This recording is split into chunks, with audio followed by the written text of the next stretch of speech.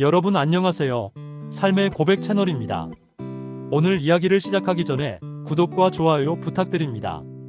여러분의 작은 관심이 더 많은 진솔한 이야기를 전하는데 큰 힘이 됩니다. 김 부장님, 수고 많으셨습니다. 퇴직식 날 사장의 짧은 인사말이 끝이었습니다. 30년. 그 긴 시간이 30분짜리 퇴직식으로 끝났습니다. 다음 날부터 나는 전직 회사원이 되었습니다. 그리고 깨달았습니다. 내가 그동안 무엇을 위해 살았는지, 무엇을 놓쳤는지. 이것은 30년 회사 생활 끝에 퇴직한 한 남자가 뒤늦게 배운 인생의 진실입니다. 1993년 3월, 28살의 나는 대기업 공채로 입사했습니다. 명함을 받던 날을 아직도 기억합니다. 오전자 영업부 김민수 사원. 떨리는 손으로 명함을 만지작거렸습니다. 드디어 나도 회사원이 되었구나. 입사 동기는 30명이었습니다.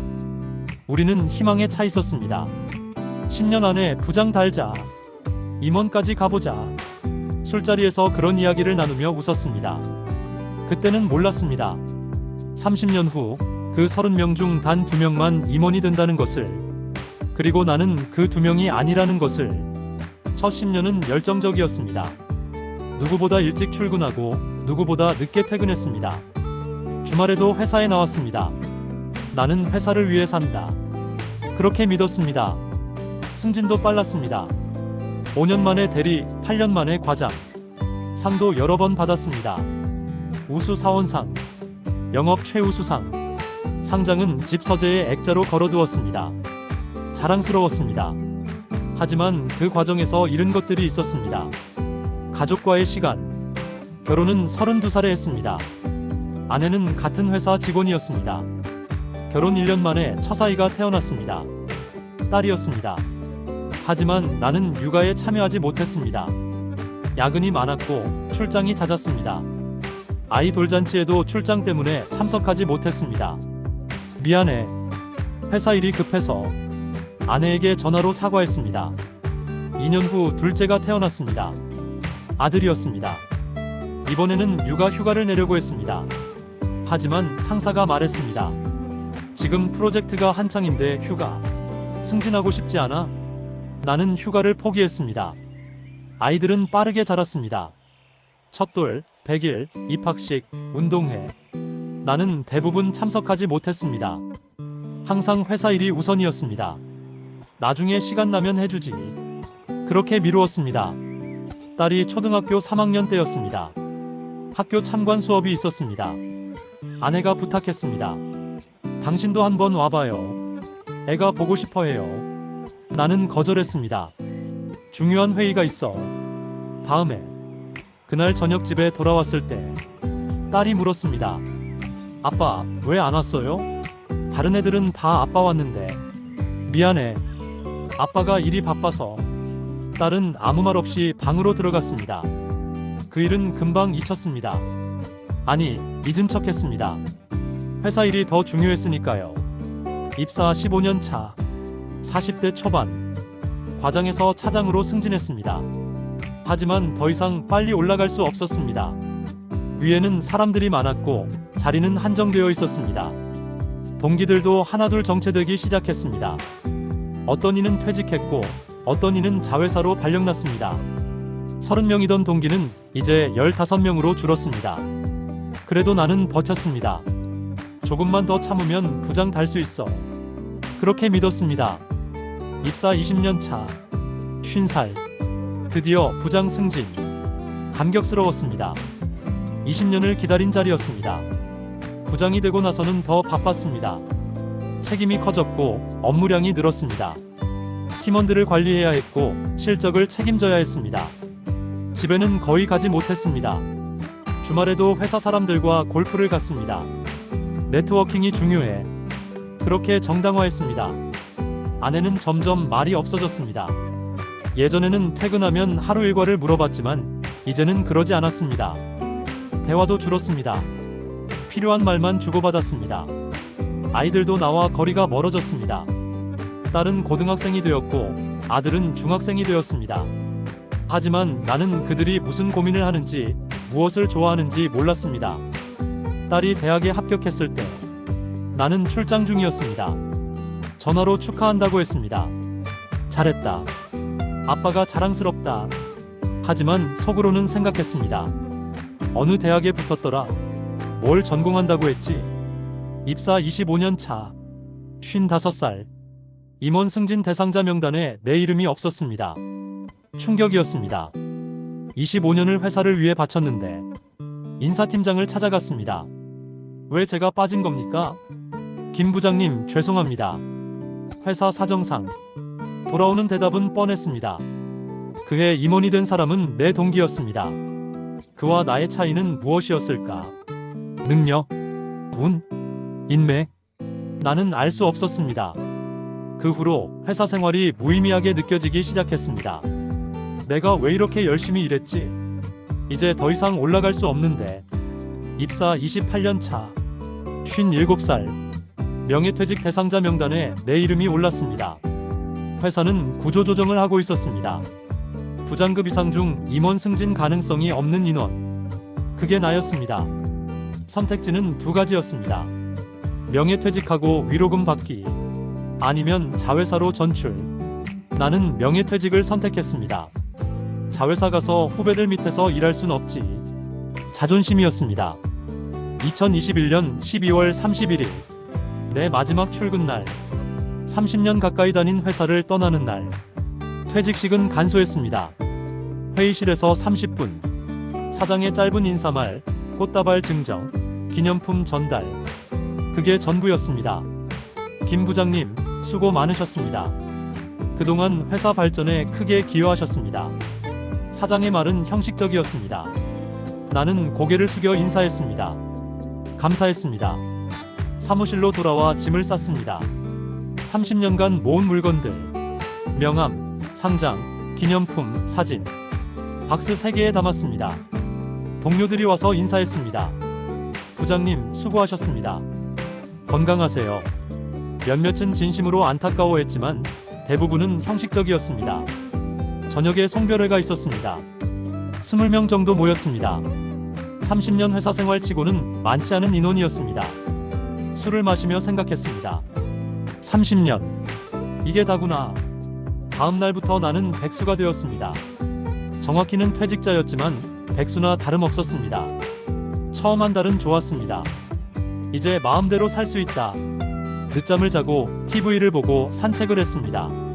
하지만 한 달이 지나자 공허함이 찾아왔습니다. 할 일이 없었습니다. 아침에 눈을 떠도 갈 곳이 없었습니다. 아내는 여전히 일을 했습니다. 아내도 직장인이었고 아직 퇴직 전이었습니다. 아침 8시에 출근하고 저녁 7시에 퇴근했습니다. 집에 혼자 남겨졌습니다. 낮에 할 일이 없었습니다. TV를 봤지만 재미없었습니다. 책을 읽으려 했지만 집중이 안 됐습니다. 동네를 산책했습니다. 평일 낮 동네에는 노인들 뿐이었습니다. 나도 이제 저들과 같은 처지구나. 그 생각이 우울했습니다. 친구들에게 연락했습니다. 하지만 친구들도 대부분 일하고 있었습니다. 평일 낮에 만날 수 있는 사람은 거의 없었습니다. 회사 동료들과도 연락이 끊겼습니다. 처음 한두 달은 연락이 왔지만 그 후로는 뜸했습니다. 그들도 바빴고 나는 이미 회사 밖 사람이었습니다. 3개월이 지나자 우울증이 왔습니다. 아침에 일어나기 싫었습니다. 오늘 하루를 어떻게 보내지? 그 생각에 막막했습니다. 아내와의 관계도 악화되었습니다. 아내는 퇴근하면 피곤해했습니다. 하지만 나는 하루 종일 집에 있었으니 심심했습니다. 이야기하고 싶었습니다. 여보, 오늘 회사에서 피곤해. 나중에 이야기해요. 대화는 이어지지 않았습니다. 어느 날 아내가 말했습니다. 당신 뭐라도 해요. 취미 생활이라도. 취미? 나한테 무슨 취미가 있어? 30년간 회사 일만 했던 나에게 취미는 없었습니다. 그때 깨달았습니다. 나는 회사원 김민수였지 김민수가 아니었다는 것을. 회사를 떠나자 정체성이 사라졌습니다. 딸이 결혼한다고 했습니다. 30살이 된 딸. 결혼 준비를 하고 있었습니다. 하지만 딸은 나와 상의하지 않았습니다. 아내와만 상의했습니다. 결혼식장, 드레스, 예물. 모든 것을 아내와 결정했습니다. 아빠는 그냥 오시기만 하면 돼요. 딸의 말이 가슴에 박혔습니다. 나는 딸의 인생에서 주연이 아니었습니다. 그저 조연, 아니 엑스트라였습니다. 결혼식 날, 딸과 버진 로드를 걸었습니다. 딸의 팔을 잡고 걸으면서 생각했습니다. 이 아이의 성장 과정을 나는 거의 보지 못했구나. 눈물이 났습니다. 감동해서가 아니었습니다. 후회 때문이었습니다. 퇴직 6개월 후, 나는 재취업을 시도했습니다. 할 일이 없으면 일을 해야지. 하지만 현실은 냉혹했습니다. 58살, 전 대기업 부장 출신. 이력서는 화려했지만 면접 기회는 오지 않았습니다. 몇몇 곳에서 면접을 봤습니다. 하지만 결과는 번번이 탈락. 나이가, 경력은 좋으신데. 돌려 말했지만 이유는 명확했습니다. 너무 늙었다는 것. 1년이 지났습니다. 퇴직 후 1년. 재취업은 포기했습니다. 대신 작은 일을 찾기 시작했습니다. 편의점 아르바이트 공고를 봤습니다. 시급 9,000원. 30년 직장 생활을 한 내가 시급 9,000원 아르바이트를. 자존심이 상했습니다. 하지만 지원하지 않았습니다. 그때 고등학교 동창이 연락했습니다. 민수야, 우리 동창회 나와. 오랜만에 얼굴 보자. 동창회에 갔습니다. 20명 정도 모였습니다. 다들 나와 비슷한 나이, 50대 후반에서 60대 초반. 그들은 다양한 삶을 살고 있었습니다. 어떤 이는 여전히 회사를 다니고 있었고, 어떤 이는 사업을 하고 있었습니다. 어떤 이는 퇴직 후 귀농했고, 어떤 이는 봉사활동을 하고 있었습니다. 특히 한 친구의 이야기가 인상 깊었습니다. 나는 50살에 회사 관뒀어. 그리고 목공 배웠지. 목공? 응. 지금은 작은 가구 공방 운영해. 돈은 많이 못 벌지만 행복해. 그 친구는 정말 행복해 보였습니다. 눈빛이 살아있었습니다. 반면 나는 어땠을까? 회사를 위해 30년을 바쳤지만 지금 행복한가? 대답은 아니오였습니다. 집으로 돌아와 생각했습니다. 나는 지금까지 무엇을 위해 살았나? 회사? 돈? 승진? 그것들이 중요하다고 믿었습니다. 하지만 지금 돌아보니 정말 중요한 것들을 놓쳤습니다. 가족. 아내와 제대로 된 대화를 나눈 적이 얼마나 되나? 아이들의 성장 과정을 얼마나 함께했나? 거의 없었습니다. 건강. 30년간 야근과 회식으로 몸을 혹사했습니다. 지금 나는 고혈압, 당뇨, 고지혈증 약을 먹고 있습니다. 건강을 돌보지 않은 대가였습니다. 취미. 30년간 회사 일만 했습니다. 취미도 특기도 없었습니다. 지금 나에게 남은 것은 무엇인가? 퇴직금과 연금, 그리고 텅 빈 시간. 2년차. 60살. 나는 변하기로 결심했습니다. 이제라도 늦지 않았어. 첫 번째로 한 일. 아내에게 사과했습니다. 여보, 미안해. 그동안 당신한테 소홀했어. 아내는 놀란 표정이었습니다. 갑자기 왜 그래요? 진심이야. 이제라도 잘할게. 아내와 매일 산책하기 시작했습니다. 저녁 식사 후 1시간. 동네를 걸으며 이야기를 나눴습니다. 처음에는 어색했습니다. 30년간 제대로 대화하지 않았으니까요. 하지만 조금씩 마음이 열렸습니다. 아내도 나에 대한 서운함이 많았습니다. 당신은 항상 회사가 우선이었어요. 아이들 아플 때도, 내가 힘들 때도 당신은 회사에 있었죠. 나는 들었습니다. 변명하지 않았습니다. 그저 들었습니다. 그리고 다시 사과했습니다. 두 번째로 한 일. 아이들에게 연락했습니다. 이번 주말에 식사 같이 할래? 딸과 아들 모두 시간을 내줬습니다. 식사 자리에서 이야기했습니다. 아빠가 미안해. 너희가 자랄 때 함께 해주지 못했어. 딸이 말했습니다. 괜찮아요, 아빠. 이제라도 이렇게 만나면 되죠. 그 후로 한 달에 한 번씩 만나고 있습니다. 많지 않은 시간이지만 의미 있습니다. 조금씩 아이들을 알아가고 있습니다. 딸이 무엇을 좋아하는지, 아들이 무슨 고민을 하는지. 세 번째로 한 일. 취미를 찾았습니다. 여러 가지를 시도했습니다. 등산, 사진, 요리, 그림. 그 중에서 사진에 흥미를 느꼈습니다. 카메라를 사고 온라인 강의를 들었습니다. 동네를 돌아다니며 사진을 찍었습니다. 서툴렀지만 즐거웠습니다. 회사 일할 때와는 다른 종류의 즐거움. 누가 시켜서 하는 게 아니라 내가 하고 싶어서 하는 일. 네 번째로 한 일. 봉사활동을 시작했습니다. 지역 노인복지관에서 주 2회 봉사. 처음에는 어색했습니다. 하지만 어르신들과 이야기하며 깨달았습니다. 나보다 더 외로운 사람들이 많구나. 봉사는 나를 변화시켰습니다. 누군가에게 도움이 된다는 것. 그것이 나에게 의미를 주었습니다. 퇴직 3년차. 61살. 나는 이제 조금 행복합니다. 완벽하지는 않지만 예전보다는 훨씬 나아졌습니다. 여전히 공허한 순간은 있습니다. 내가 30년을 바친 회사는 나를 기억이나 할까? 그런 생각이 들 때. 하지만 이제는 알았습니다. 회사는 나를 기억하지 않아도 괜찮다는 것을. 중요한 것은 내가 나를 기억하는 것. 내가 나의 삶에 의미를 부여하는 것. 지금까지 30년 직장 생활을 하고 퇴직한 후 깨달은 것들을 정리해 봅니다. 첫째, 회사는 당신의 전부가 아닙니다. 나는 회사가 내 인생의 전부라고 믿었습니다. 하지만 퇴직하고 나니 회사는 없었습니다.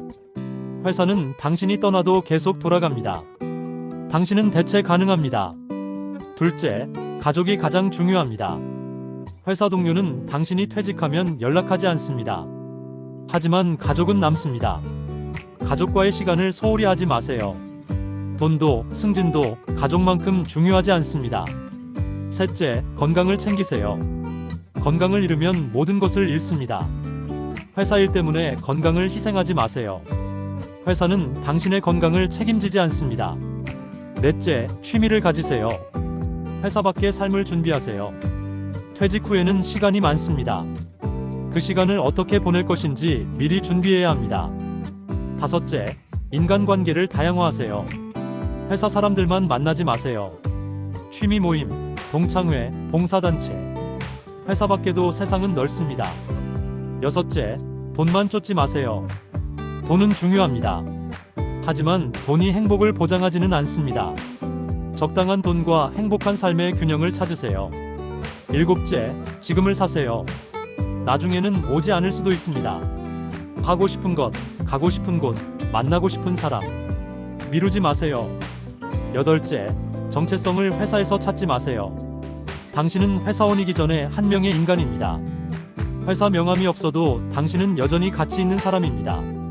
아홉째, 은퇴를 미리 준비하세요. 퇴직은 갑자기 찾아옵니다. 재정적으로, 정서적으로 미리 준비해야 합니다. 열 번째, 후회 없이 사세요. 인생은 한 번뿐입니다. 다시 돌아갈 수 없습니다. 지금 이 순간을 후회 없이 사세요. 지금 직장에 다니고 계신 분들께 말하고 싶습니다.